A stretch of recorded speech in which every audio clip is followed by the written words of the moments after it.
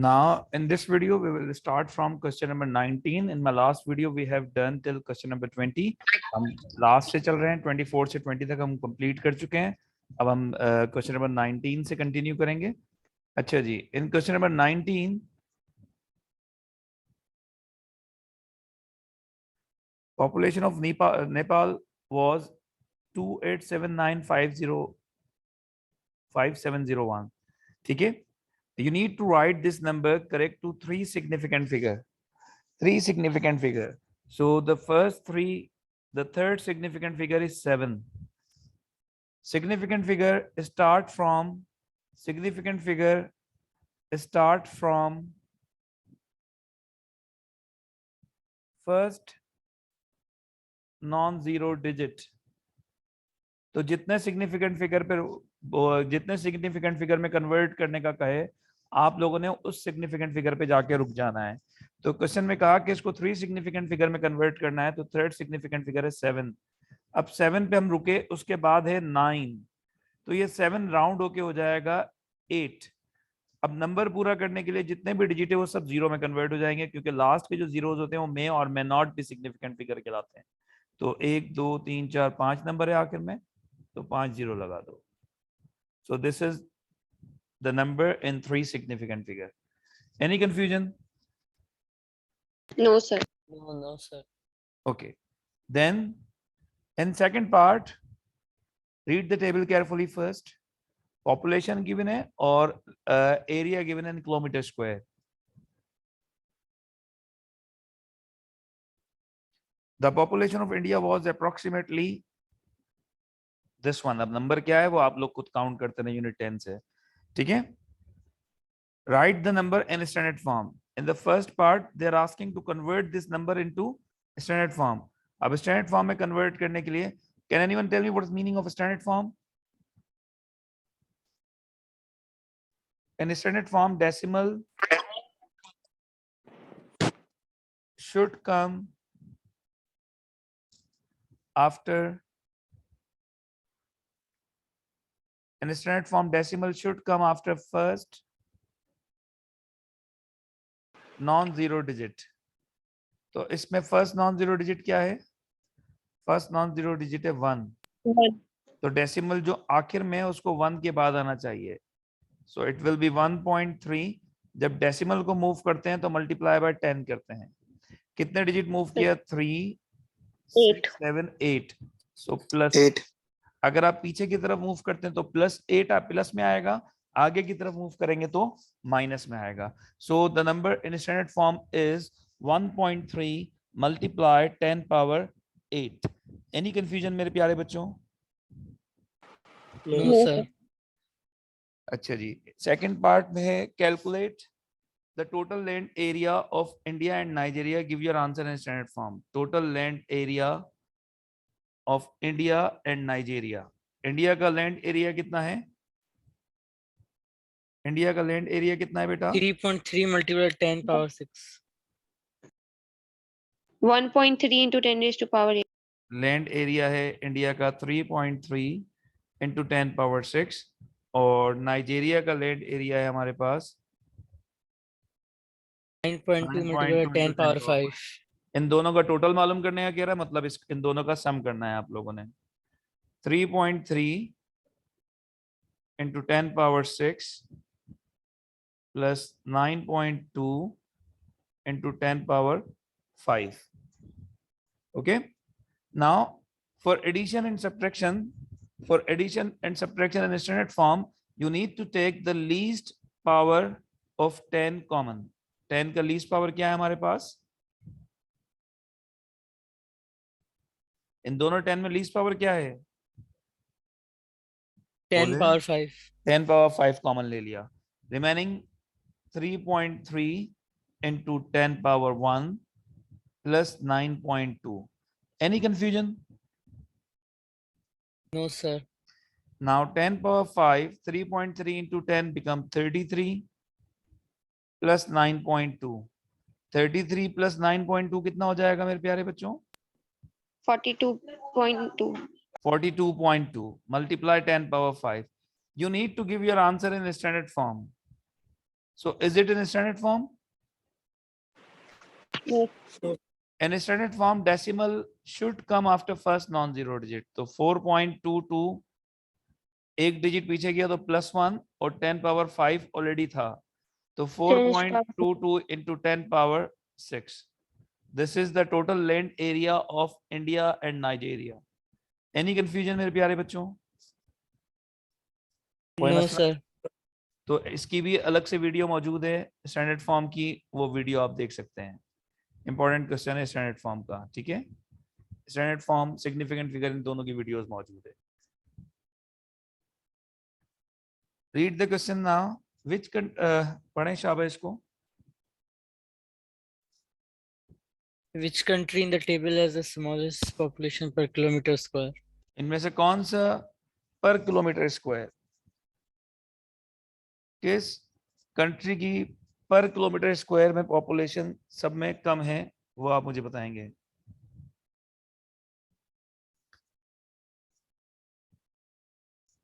हाँ जी, पॉपुलेशन पर kilometre square. 1.3 multiplied 10 power 8 India की थी। इंडिया की 1.3 into 10 पावर 8 पॉपुलेशन है। किसका आंसर डिवाइड करने में सब में छोटा आएगा? मुझे ग्रीनलैंड का नजर आ रहा है। देखो पॉपुलेशन 5.6 into 10 पावर 8, 10 पावर 4 पर किलोमीटर स्क्वायर, पर माने upon kilometre square 2.2 into 10 power 6। सिर्फ ये एक वाहिद है जिसका 10 का पावर माइनस में हो जाएगा, बाकी किसी भी पॉपुलेशन को मैं जब डिवाइड कर रहा हूं तो पावर माइनस में नहीं हो रहा। 10 power 6, 10 power 3, 10 power 8, 10 power 6, 10 power 8, 10 power 5। So this is the only country जिसको मैं जब उसकी पॉपुलेशन को उसके लैंड एरिया से डिवाइड कर रहा हूं तो 10 का पावर आ रहा है माइनस में, 10 पावर -2। ठीक है, तो -2 का मतलब है लीस्ट पावर, मींस छोटा आंसर आएगा। तो इसका आंसर होगा ग्रीनलैंड। आपने सॉल्यूशन दिखाने की जरूरत नहीं है, 1 मार्क का क्वेश्चन है, कॉन्सेप्ट से आप लोगों ने करना है। कोई कंफ्यूजन बेटा? Population, No, sir. पॉपुलेशन पर No, sir. किलोमीटर स्क्वायर फिर से समझ लें। जैसे इसकी पॉपुलेशन 10 पावर 8 आ रही है, बाकी पीछे वाले नंबर को छोड़ दें 10 पावर 6 से। 10 पावर 8 को 10 पावर 6 से डिवाइड करूंगा तो 10 स्क्वायर आएगा। ठीक है, ये 10 पावर 4 है, 10 पावर 6 है, 10 पावर 4 को 10 पावर 6 से डिवाइड करूंगा 10 पावर -2 आएगा।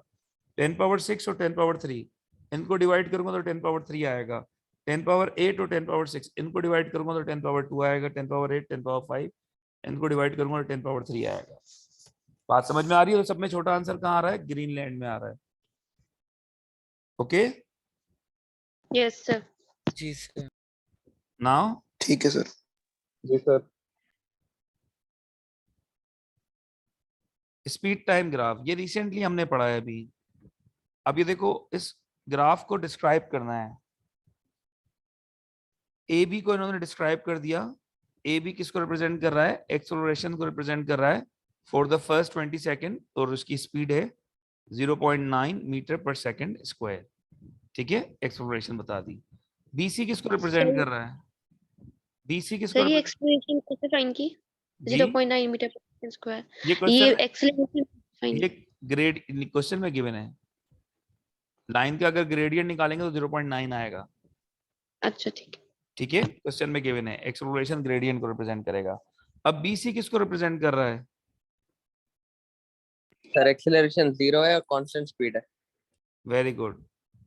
बीसी रिप्रेजेंट कर रहा है कांस्टेंट स्पीड को। किस टाइम से किस टाइम तक? From 20 second till 70 seconds. It is exactly between 60 and 80। Sir 70 होगा ना? यस 70 है सर, 70 सेकेंड। तो इसकी स्टेटमेंट में आप लिखेंगे constant speed from 20 seconds to 70 second. Any confusion? Any confusion? No, sir. तो नहीं यहाँ सर। पे उसके बाद CD के बारे में क्या लिखेंगे? डिसेलेरेशन। Deceleration. From Deceleration 70 या to retardation 82. एक ही बात है, ठीक है. From 70 to 84, 85.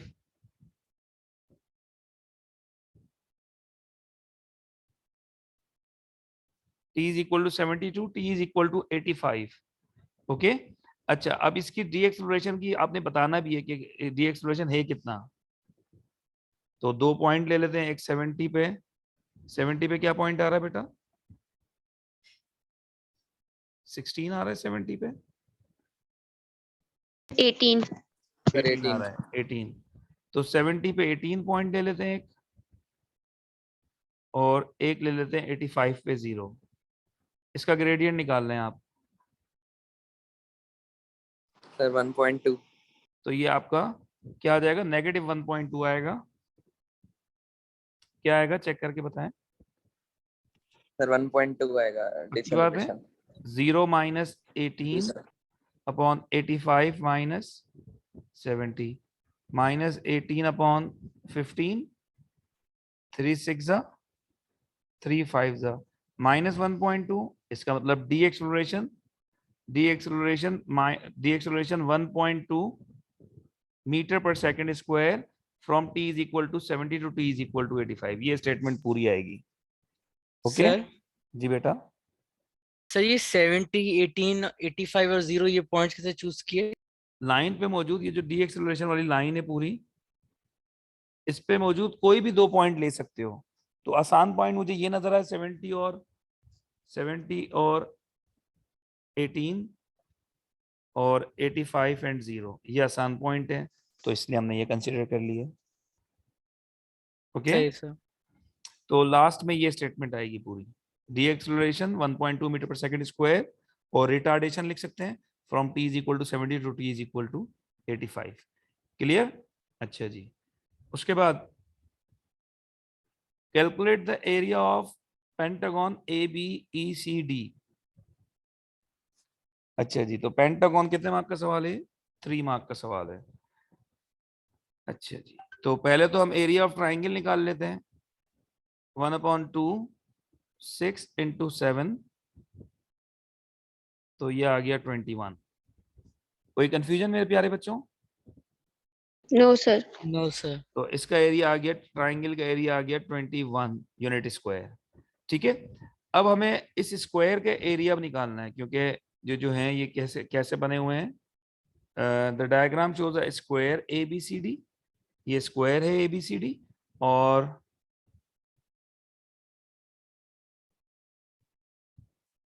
और ये जो है ये right angle. Sir Pythagoras theorem लगेगा. Very good. पहले पाइथागोरस थ्योरम अप्लाई करके BC की लेंथ मालूम करेंगे. BC क्या है? 90 के ऑपोजिट हाइपोटेन्यूस है. ये hypotenuse square is equal to base 6 square plus 7 square, 36 plus 49. तो BC हाइपोटेन्यूस था, BC स्क्वायर 49 36 को प्लस करो, कितना आ जाएगा? 85. 85 आ जाएगा मेरे प्यारे बच्चों. Yes sir. अब स्क्वायर खत्म करने के लिए स्क्वायर जी. Root on both side. Length of BC is equal to square root 85. अब कैलकुलेटर तो अलाउ है नहीं, तो आप इसको रूट के अंदर छोड़ेंगे, स्क्वायर रूट 85. कोई मुझे बताएगा how to find the area of square? Sir L square. Excellent बेटा. कोई और नहीं है क्लास में? Area of square is equal to L square. Area of square किसके इक्वल है? L स्क्वायर के. तो L की लेंथ जो है इसकी स्क्वायर रूट 85 है. स्क्वायर से रूट कैंसिल, तो एरिया आया 85. तो टोटल एरिया कितना हो जाएगा? 85 प्लस 21, 106. 106 ये सेंटीमीटर स्क्वायर. कोई कंफ्यूजन मेरे प्यारे बच्चों? इसका एरिया कैसे निकलेगा? No no sir. सर. आसान है. नहीं 3 sir. मार्क का क्वेश्चन था, बस कॉन्सेप्ट, बेसिक कॉन्सेप्ट अच्छे से होने चाहिए. ओके. देन सिंप्लीफाई और एवेल्युएट. इसके भी तकरीबन कोई 7-8 मार्क्स बन जाते हैं एवेल्युएट और सिंप्लीफाई के. 3 cube means 27. 3 power 0 means 1. 26. any 26 number answer. which has power 0 is equal to 1. Answer is 26. 26. अच्छा जी, how many terms are there in the fraction? कितने terms हैं इसके अंदर? 3. 4. 4. How many terms are there? मेरे प्यारे बच्चों बताओ। Sir, 3. 3। सब गलत बता रहे हैं, सही बताओ कोई। 4. गलत। 2. Wrong. There is only one term because there isn't any plus minus sign between the variables and numbers. Plus and minus sign are called the separator. तो ये सिर्फ सिंगल टर्म है। ये क्या है? सिंगल टर्म है, वन टर्म है only. Okay, जब सिंगल टर्म होता है तो पहले बेस को सिंप्लीफाई करते हैं। जैसे 9 को आपने 3 स्क्वायर लिख देना है क्योंकि 9 और 16 कैंसिल नहीं हो रहे। 16 की जगह 4 स्क्वायर या 2 पावर 4 लिख सकते हैं। फिर ये a क्यूब और a पावर 5, तो 3 5 माइनस 3 बचेगा 2 a स्क्वायर, b1 और b क्यूब 1 ऊपर जाके -1 हो जाएगा तो ऊपर बचेगा b square. Okay, any confusion? जी सर। ठीक Sir, है। 3B 4. हाँ, सिंगल टर्म में सिंगल टर्म को ओपन करने के लिए पहले अगर उसकी बेस सिंप्लीफाई हो सकती है तो पहले सिंप्लीफाई करते हैं और फिर डायरेक्ट पावर से पावर मल्टीप्लाई होता है। 2 कैंसिल हो जाएगा सर। जी हाँ, सारे कैंसिल हो जाएगा। तो आंसर आया 3/4 b/a, 3b/4a। कोई कंफ्यूजन बेटा? 2 मार्क्स का सवाल ये भी होगा, ठीक है? कोई confusion? No, no sir. Sir. आसान है बिल्कुल, पूरा पेपर करना है, आप लोगों ने अच्छे से प्रैक्टिस करनी है। ओके, जी सर। फंक्शन वाला क्वेश्चन, ये भी फंक्शन का क्वेश्चन भी हर साल आता है, तो ये क्वेश्चन भी अटेम्प्ट करें, शाबाश।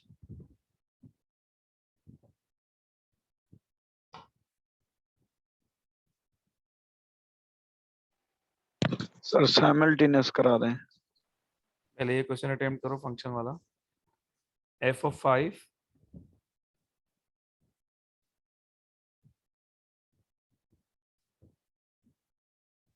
x की जगह क्या आ गया? 5, डोमेन 5 पुट कर दे, x की जगह 5। -7। शाबाश। फिर g of -2, -30. x की जगह -2 क्यूब -1। पहले पावर ओपन होगा फिर मल्टीप्लाई होगा।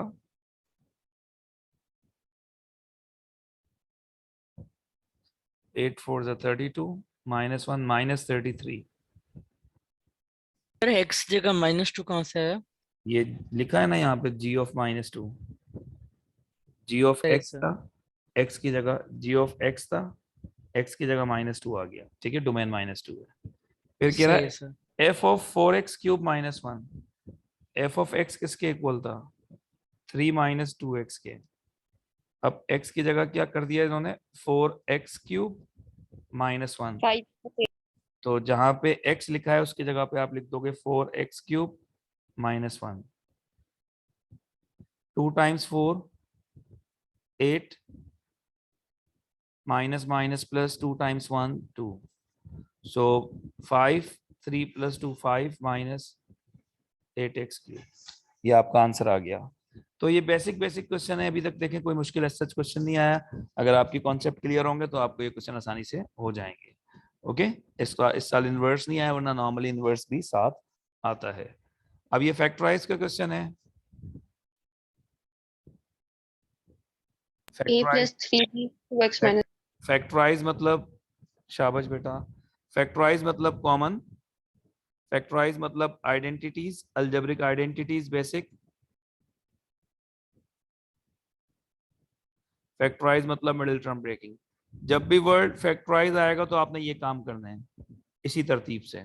फैक्टराइज का मतलब होता है क्लोज करना, और क्लोज कैसे करोगे? इन तरीकों से, कॉमन लेकर, आइडेंटिटी अप्लाई करके, या मिडिल टर्म ब्रेकिंग से। These are the ways to factorise the question. तो पहले कॉमन ले लेते हैं, तो a और इन दोनों को एक साथ रख देता हूँ, या इन दोनों को एक साथ रख देता हूँ। फर्स्ट और लास्ट टर्म को एक साथ रख देता हूँ, 2ax - ay, और सेकंड और थर्ड को एक साथ रख देता हूँ। Minus 3by plus 6bx। First to में क्या कॉमन है? A, a कॉमन लिया, remaining 2A and Y, 2X and Y. And y। ठीक है, क्योंकि सेकंड वैल्यू में माइनस है तो मैं माइनस कॉमन ले लेता हूँ, या माइनस नहीं, y के साथ माइनस है, यहाँ भी y के साथ माइनस है तो माइनस कॉमन लेने की जरूरत नहीं है। 3b कॉमन बचा माइनस y प्लस 3 2 जा 6 x। तो ये ब्रैकेट सेम हो गए, 2x minus y 2x minus y, bracket common हो गए, 2x माइनस y कॉमन ले लिया, बचा a plus A plus 3B. तो ये फैक्टराइजेशन है। ठीक है, उसके बाद इन दोनों में क्या नजर आ रहा है, कुछ कॉमन है? 3 कॉमन है। Sir, 3. कॉमन है। क्या बचता है 3 कॉमन लेने के बाद?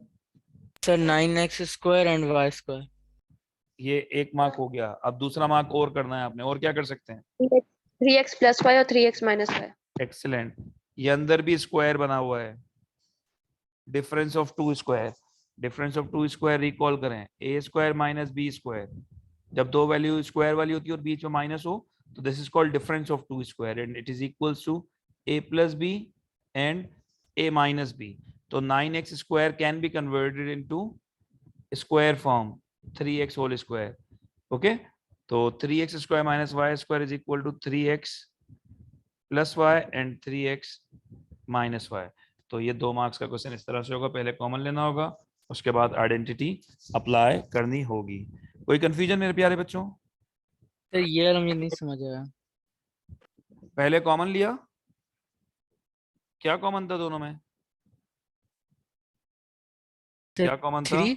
3 के टेबल में 27 कौन से टाइम आता है? Sir, 9. 9x स्क्वायर और y स्क्वायर। कोई ये मसला? समझ आ गया, वो दूसरा पार्ट नहीं समझ. उसके बाद 9x स्क्वायर है, 9x स्क्वायर को हम ऐसे लिख सकते हैं 3x होल स्क्वायर। जी सर. जब दो वैल्यू स्क्वायर वाली हो और बीच में माइनस का साइन हो तो ये फॉर्मूला अप्लाई होता है, डिफरेंस ऑफ टू स्क्वायर। 3 सही सर. 9x की जगह मैंने लिखा 3x स्क्वायर और y स्क्वायर। ठीक है, अब ये a square minus b square किसके इक्वल होता है? A a plus plus b. B bracket A minus B. तो ये आंसर हो गया इस तरह से। ओके, सही सर. क्लियर है अब? जी सर.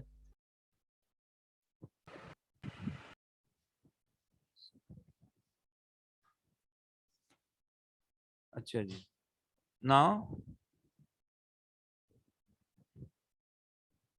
इसके पॉइंट्स पुट करने हैं। पॉइंट्स पुट करने के बाद आप लोग खुद करेंगे, सवाल में सिर्फ डिस्क्राइब कर रहा हूँ। पॉइंट्स पहले प्लॉट करने हैं। पॉइंट्स प्लॉट करने के बाद आपको बताना है व्हाट टाइप ऑफ कोरिलेशन। कितने टाइप ऑफ कोरिलेशन है बोलो? कोरिलेशन से मतलब पॉजिटिव, पॉजिटिव, पॉजिटिव और नो, नेगेटिव और नो कोरिलेशन। ठीक है, अब पॉजिटिव, नेगेटिव और नो कोरिलेशन आइडेंटिफाई कैसे करते हैं? अगर स्कैटर डायग्राम की डायरेक्शन राइजिंग होगी इस तरह से तो वो पॉजिटिव कोरिलेशन को डिस्क्राइब करता है। नेगेटिव कोरिलेशन कैसे होता है? अगर डायरेक्शन फॉलिंग लाइन हो. हाँ, फॉलिंग हो गई। अगर डायरेक्शन फॉलिंग होगी तो नेगेटिव होगा, और अगर लाइन ऐसी हो कि कोई डायरेक्शन ही ना दे तो नो कोरिलेशन।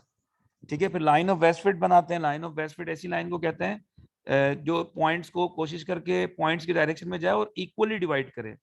कोशिश ये करनी है कि पॉइंट्स को इक्वली डिवाइड करे, लेकिन अगर पॉइंट्स इक्वली डिवाइड नहीं होते, एक आध पॉइंट ऊपर नीचे आ जाता है या लाइन पे आ जाता है तो उससे कोई फर्क नहीं पड़ता। इस पूरे की लाइन इसकी पूरी वीडियो मौजूद है, इसकी वीडियो आप देख सकते हैं तो आपका ये क्वेश्चन हो जाएगा। सो होप कि आज की क्लास समझ आई होगी। बाकी क्वेश्चन आप लोग खुद करेंगे। ठीक है, ये क्वेश्चन है, फिर मैट्रिक्स का क्वेश्चन है। ये क्वेश्चन आप लोग अटेम्प्ट करें। इनमें से जो क्वेश्चन नहीं आ रहे वो मुझे सिर्फ सेंड कीजिएगा, मैं इसको कल की क्लास में डिस्कस करूंगा।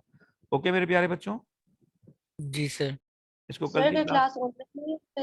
हाँ, P1 परसों आपका टेस्ट है P1 का। सर क्लास में? हाँ, परसों आपका टेस्ट है एकेडमी पे P1 का। Time sir